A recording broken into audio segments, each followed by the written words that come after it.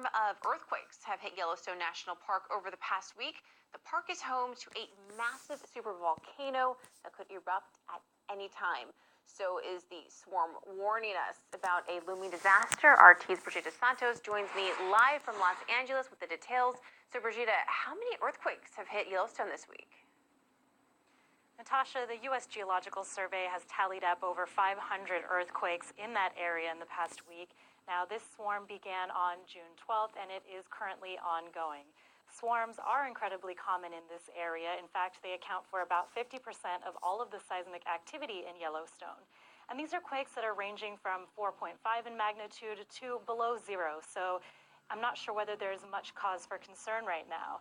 I do want to mention that this is a supervolcano with a thick continental crust that causes large buildups of magma, and it's capable of producing a magnitude 8 eruption on the volcanic explosivity index.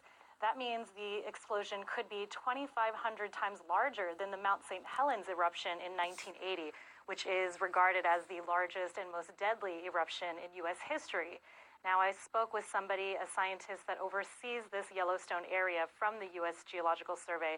Take a listen to what he had to say. Yellowstone is an active system. It's had enormous eruptions in the past. It's had a lot of smaller eruptions. When you have an enormous eruption, you automatically get called a super volcano because you've had a super eruption. But Yellowstone has lots of different kinds of eruptions. And so even if Yellowstone does erupt, chances are it's not going to be anything that's devastating in consequence. So there you have it, Natasha. He's not sure that a super eruption will take place, but it is possible that an eruption on a smaller scale could take place there. And what is the likelihood, Brigida, that Yellowstone supervolcano will erupt?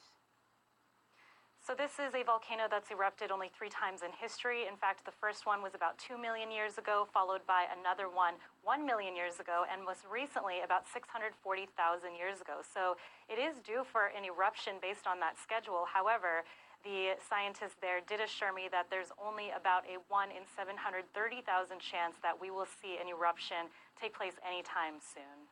All right, fascinating information. Thank you so much, Brigida Santos, live from our Los Angeles bureau.